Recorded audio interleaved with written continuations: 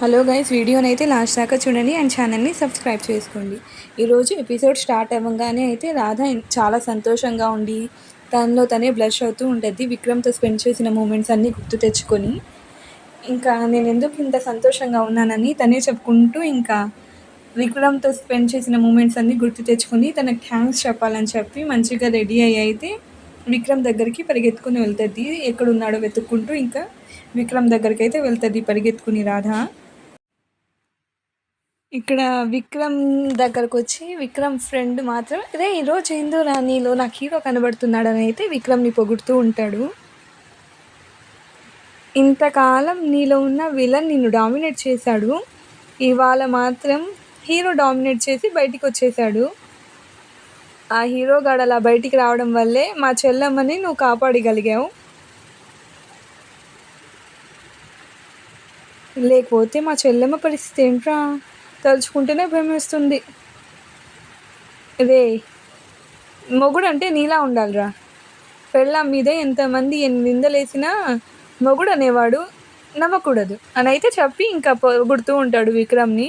నేను నా చెల్లెమ్మ విషయంలో నీ కమిట్మెంట్ చూస్తుంటే నాకు ఒకటి అనిపిస్తుందిరా, నాకు రెండు అనిపిస్తుందిరా. రెండు అనిపించడం ఏందిరా, కమీడియన్ గాడివి నీకే ఒకటి అనిపించేటప్పుడు హీరో గాడిని నాకు రెండు అనిపించకూడదా అని అయితే ఇంకా విక్రమ్ అయితే సెటైర్ వేస్తాడు.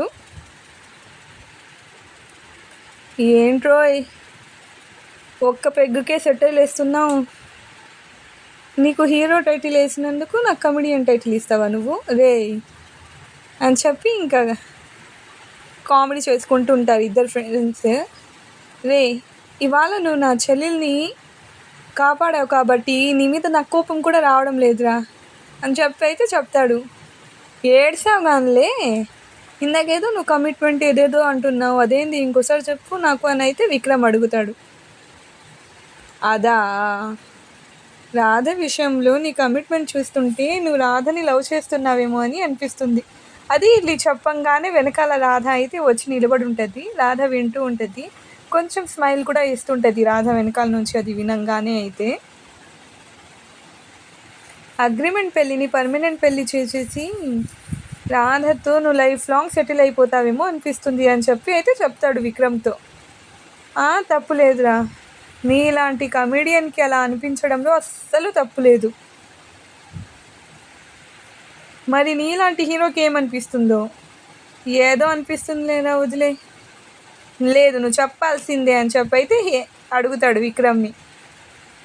ఏమనిపిస్తుందో చెప్పు, మా చెల్లెమ్మ రాధ గురించి నీ ఇన్నర్ ఫీలింగ్ అవుటర్ ఫీలింగ్ అన్నీ చెప్పాల్సిందే, నేను వినాల్సిందే ఈరోజు. చెప్పురా, కావాలంటే ఇంకో పెగ్గేస్తాను చెప్పు అని చెప్పి అయితే ఇంకో పెగ్గేస్తారు.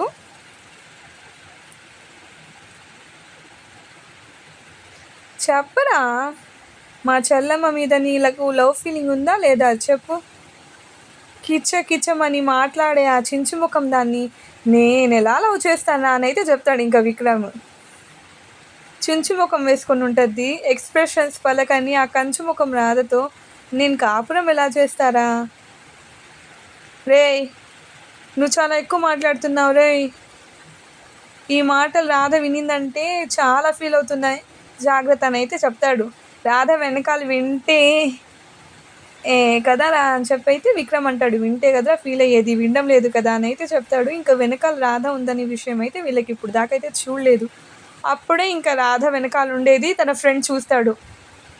ఇంకా రాధ కోపంతో చూస్తూ ఉంటుంది విక్రమ్ని, ఇలా చెప్తున్నాడు ఏందబ్బా అని చెప్పి.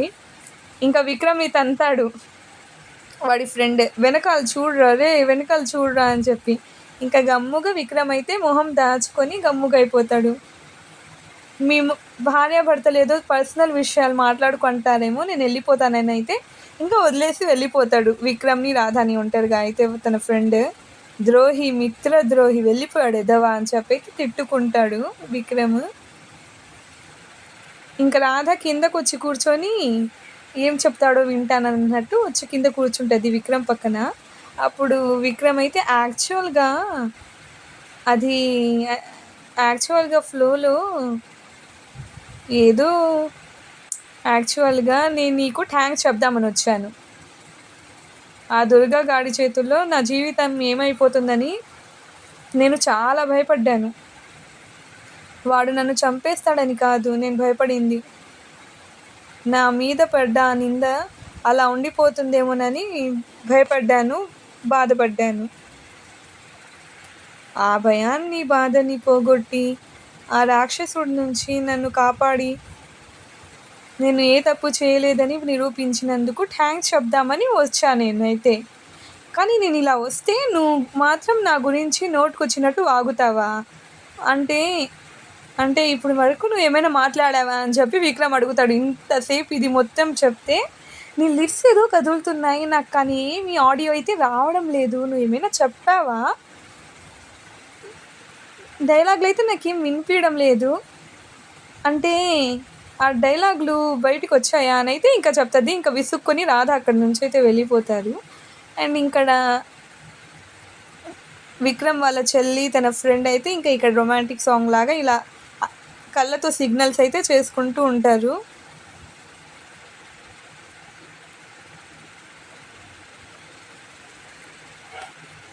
గువ్వా గోరింకతో ఆ సాంగ్ అయితే ఇంకా వేసుకొని ఇద్దరు సిగ్నల్స్ అయితే చేసుకుంటూ ఉంటారు. ఇంకా మాట్లాడుకుంటూ అలా ఇంకా ముందుకి రాగానే ఇంకా తను ఒళ్ళో పడిపోతాడు.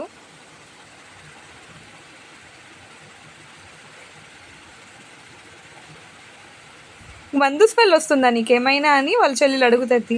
మందా? అలాంటిదేం లేదే అలా అంటాడు. లేదు వస్తుంది అని చెప్తే ఇంకా తను మాట్లాడతాడు. ఇంకా మంచిగా స్మెల్ ఇంకా రాగానే ఇంకా తనైతే కింద పడేస్తుంది. నువ్వు మందు తాగావు కదా అంటే, ఏదో మీ అన్నయ్య కొంచెం బలవంతం పెడితే తాగాను అని చెప్తాడు. మా అన్నయ్య బలవంతం పెట్టుంటాడా? నువ్వు మా అన్నయ్యని బలవంతం పెట్టుంటావో నాకు తెలుసులే అని అయితే చెప్తుంది. అయినా నేను ఎక్కువ పెగ్గులు ఏం తాగలేదు, ఒకే ఒక్క పెగ్గు, అది కూడా మీ అన్నయ్య ఫోర్స్ చేశాడు నిజంగాని అని చెప్పి చెప్తాడు. మా అన్నయ్య నీకు మీద మందు తాగిపిచ్చాడా? నేను నమ్మను, అదైతే నమ్మనని చెప్తుంది తను. అరే నిన్ను నమ్మాల్సిందే, యూ హ్యావ్ టు. నమ్ముతాను, నువ్వే మా అన్నయ్య చేత మందు తాగిచ్చావని చెప్పుంటే నమ్ముందే దాన్ని. అంటే నీకు నా మీద నమ్మకం లేదా? లేదు. ప్రియాకి మా అన్నయ్యకి మా పెళ్ళి కాబోతుందని తెలుసు కూడా మా అన్నయ్యకి రాధకి నువ్వు పెళ్ళి చేసావు. ఏమి తెలియని అమ్మాయికుల్లాగా నటించావు. నీలాంటి వాడిని అస్సలు నమ్మకూడదు. కాకపోతే నిన్ను లవ్ చేశాను కాబట్టి కొన్ని విషయాలు నమ్మాల్సి వస్తుంది. అసలు మా అన్న రాధని పెళ్లి చేసుకోవడం వల్ల ప్రియా ఎంత బాధపడుతుందో తెలుసా? ప్రియాకి మా అన్నయ్యకి పెళ్లి జరగకపోవడం వల్ల మా ఇంట్లో వాళ్ళు ఎంత బాధపడుతున్నారో తెలుసా? కనీసం నేనెంత బాధపడుతున్నానో అయినా తెలుసా నీకు? తెలుసు, నువ్వు ఎంత బాధపడుతున్నావో నాకు తెలుసు. ఏమర్థమైంది నీకు చెప్పు, ఏం తెలుసు చెప్తా. నీ పేరు అనసూయ లేకపోతే అసూయానా? అనసూయ కదా. మరి మీ అన్నయ్యకి రాధకి పెళ్ళైనందుకు నువ్వు ఎందుకు అంత అసూయ పడుతున్నావు? ఓహో, మన ఇద్దరికంటే వాళ్ళిద్దరికి పెళ్ళయిందనే కదా అసూయ. మై డియర్ అనసూయ అని అయితే చెప్పి ఇంకా వెటకారం చేస్తాడు. నాది అసూయ కాదు, బాధ. ప్రియా లాంటి మంచి అమ్మాయి నాకు వదినగా రాలేదని నా బాధ. మై డియర్ అసూయ, సారీ మై డియర్ అనసూయ, మీ అన్నయ్యకి ప్రియా కరెక్ట్ కాదు, అందుకే దేవుడు మీ అన్నయ్యకి కరెక్ట్గా సెట్ అయ్యే రాధని పంపించాడని అయితే చెప్తాడు. ఏం కాదు, మా అన్నయ్యకి ప్రియానే కరెక్ట్ కాదు, రాధానే కరెక్ట్ కాదు, ప్రియానే కరెక్ట్, 100% ప్రియానే కరెక్ట్ అని గొడవపడి ఇంకా లోపలికి వెళ్ళిపోద్ది తనైతే. ఇంకా నెక్స్ట్ వాళ్ళ అమ్మా నాన్నలు అయితే సంతోషపడుతూ ఉంటారు. విక్రమ్ వాళ్ళ అమ్మా నాన్నలు అయితే నాకు చాలా సంతోషంగా ఉందని అయితే వాళ్ళ హస్బెండ్ అయితే ఇంకా గట్టిగా చెప్తాడు. ఎందుకండి అంత లావున సంతోషంగా ఉన్నారంటే, ఎందుకంటే నా కొడుకు ప్రయోజకుయ్యాడయ్యాడే. రాధ మీద నింద పడితే అది అబద్ధం అని మనకు తెలుసుకున్నా మేము గమ్ముగున్నాము, ఏం చేయలేకపోయాము. కానీ మన విక్కీ తన భార్య నిజాయితీని నిరూపించి ఆ దుర్గా గాడికి తగిన బుద్ధి చెప్పాడు. అవునండి, ఆనాడు రావణాసుడు ఉండి సీతని ఎలా విడిపించాలో ఆ దుర్గా చేతిలో నుంచి తన భార్యను ఎలా విడిపించుకొని వచ్చాడు మన విక్రమ్ కృష్ణ అని అయితే చెప్తాడు. పాపం ఇక్కడ విక్రమ్ అయితే ఇంకా దారి తెలియక తన రూమ్కి నా రూమ్ ఎక్కడ అని అయితే తిరుక్కుంటూ ఉంటాడు. ఇంకా మన విక్రమ్ కృష్ణ శ్రీరామచంద్రుడు అండి. రాధ మీద నిందను తొలగించి తనేం తప్పు చేయలేదని నిరూపించి రాధని తలెత్తుకొని తిరిగేలా చేశాడు మా కొడుకు. నాకు అసలు గర్వంగా ఉంది, మొత్తం క్రెడిట్ నాకే అసలు అని చెప్పుకుంటూ ఉంటాడు వాళ్ళ నాన్న అయితే.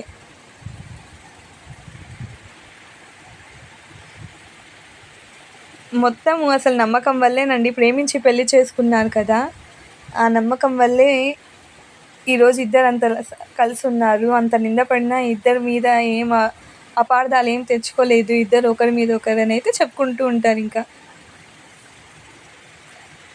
అప్పుడే ఇంకా విక్రమ్ కృష్ణ వచ్చి ఇంకా డోర్ నాక్ చేస్తున్నట్టు ఇంకా నార్మల్గా డోర్ నాక్ చేస్తాడు. ఏందబ్బా అని చెప్పి వెళ్ళి చూస్తే విక్రమ్ కృష్ణ అయితే వచ్చి ఉంటాడు బయట.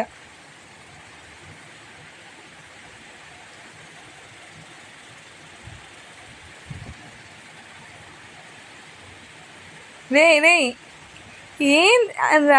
ఏంట్రా ఇక్కడికి వచ్చేవేంట్రా అని చెప్పి అయితే వాళ్ళు అడుగుతారు. Sorry, I'm very sorry. అరే సారీ ఏంటండి, సారీ అనబోయి మన ఓడు సారీ అంటున్నాడులే స్టైల్గా. యాస్ యాస్ సారీ అని చెప్పి వాళ్ళ అమ్మా నాన్నలకైతే చెప్తాడు రాంగ్ గదిలోకి వచ్చినందుకు. ఏంటండి వీడేమో తాగొచ్చాడా ఏంది? ఎక్కువ తాగలేదమ్మా, జస్ట్ కాఫ్ సిరప్ తాగినట్టు ఒక 10 ml తాగాను అంతే అని అయితే చెప్తాడు ఇంకా కామెడీగా మాట్లాడుతూ. అవును, మీరేంది మా గదిలోకి వచ్చారు? నాన్న, ఇది మీ రూమ్ కాదు, మా రూమ్. అంటే ఇది మన ఇల్లు కాదా? మన ఇల్లు కాదా? ఈ ఇల్లు మనదే, కానీ ఈ రూమ్ మీది కాదు, మాది అంటున్నాను. ఓహో అవునా, మరి మా రూమ్ని ఎక్కడికి షిఫ్ట్ చేశారు? మీ రూమ్ని మీ రూమ్ దగ్గరికే షిఫ్ట్ చేశారు. ఓహో అవునా, థ్యాంక్ యూ డాడీ. మా రూమ్ని మా రూమ్ దగ్గరికే షిఫ్ట్ చేశారు కాబట్టి ఇంకా రూమ్ ఎక్కడుందో వెతుక్కోవడమే అవసరమే లేదు. Good night. అయ్యో పడిపోతున్నాడండి నాన్న. ఏవండి మీరే వెళ్ళి రూమ్ దగ్గరికి దింపేసి రండి. నాన్న వికీ. ఏంటి నాన్న, నేను నిన్ను దింపుతాను. అవసరం లేదు నాన్న, నేను వెళ్తాను నాన్న, రేపు పొద్దున్నకే మొత్తం మత్తు దిగిపోద్ది. నేను వెళ్తాను నాన్న, bye bye, good night. Bye నాన్న, గుడ్ నైట్, బాయ్ బాయ్ అని చెప్పైతే ఇంకా వెళ్ళిపోతాడు. ఇంకా ఫుల్ మందు తాగేసి ఇంకా మొత్తం దారి మొత్తం ఇంకా మెట్ల దగ్గర పడుతూ లేస్తూ తన రూమ్ని అయితే వెతుక్కుంటూ ఇంకా విక్రమ్ కృష్ణ వెళ్తూ ఉంటాడు. ఇక్కడ వాళ్ళమ్మ మాత్రము సునంద, ఏంటండి వీడు ఇలా తాగేశాడు, ఏమైందండి వీడికి అని చెప్పైతే వాళ్ళ ఆయన్ని అడగంగానే, భర్తలు 2 సమయంలో తాగుతారు. ఒక టైప్ ఏంటంటే పుట్టింటికి భార్య వెళ్తే అప్పుడు తాగుతారు, పుట్టింటికి వెళ్ళిపోయింది దాని సంతోషంలో. ఇంకొకరు సెకండ్ టైప్, వాళ్ళు ఏంటంటే వాళ్ళ భార్య ఇంటికి వచ్చిందని సంతోషంలో తాగుతారు. మన అబ్బాయి రెండో టైప్, తన భార్య రిటర్న్ ఇంటికి వచ్చిందని చెప్పి సంతోషంలో తాగుతున్నాడు. ఏం కాదులే సునంద, తాగని.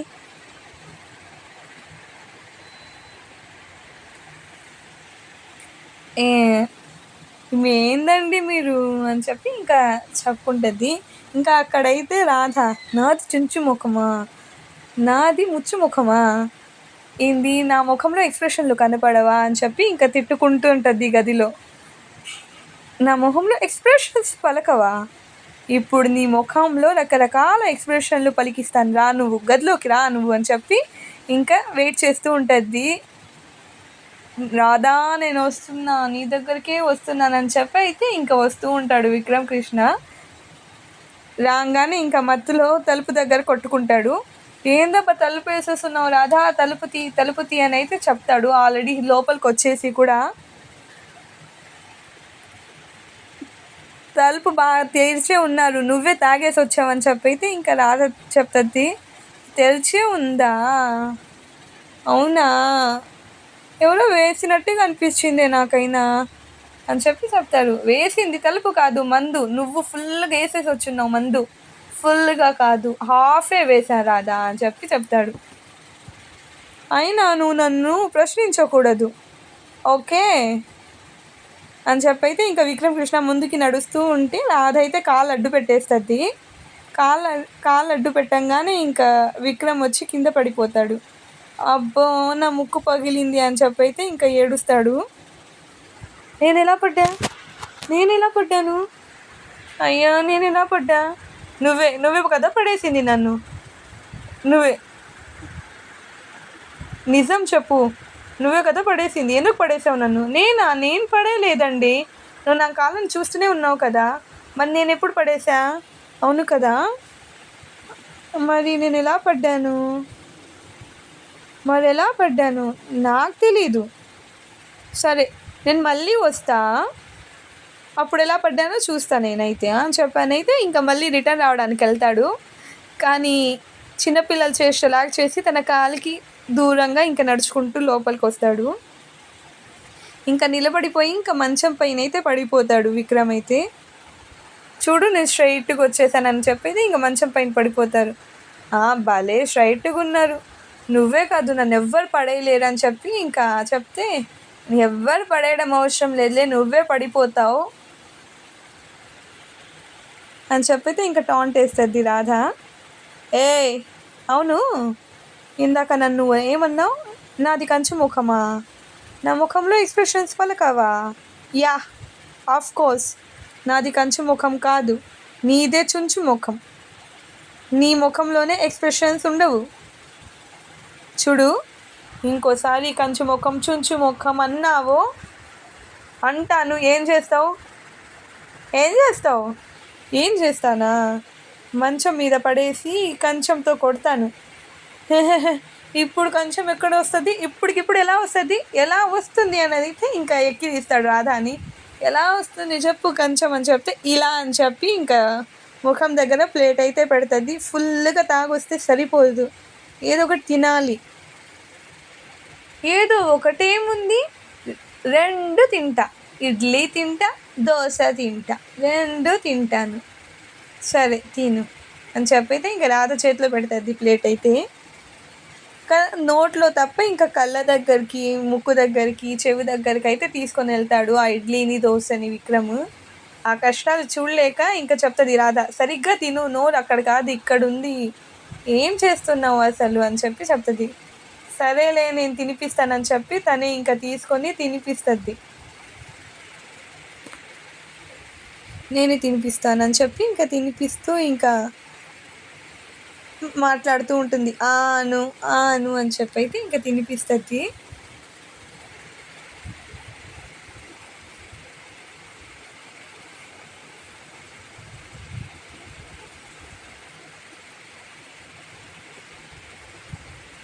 ఇంకా చూస్తూ విక్రమ్కి చెప్తుంది, పైకి కనపడవు కానీ నువ్వు చాలా మంచోడివి, అందుకే నా మీద పడ్డ నిందను పోగొట్టి నా నిజాయితీని నిరూపించావు. ఇంట్లో వాళ్ళు ఎంతమంది ఎన్ని రకాలుగా నన్ను మాట్లాడినా నా పక్కన నిలబడి నన్ను సపోర్ట్ చేస్తూ ఉన్నావు. నువ్వు ఎప్పుడు ఆ దుర్గా గాడి బారి నుండి నువ్వు నన్ను కాపాడావు. ఆడపిల్లకి ప్రాణం కన్నా మానం గొప్పది. ఆ మానాన్ని నువ్వే కాపాడావు, నా ప్రాణాన్ని కూడా నువ్వే కాపాడావు. నీ రుణం ఎప్పటికీ తీర్చుకోలేను.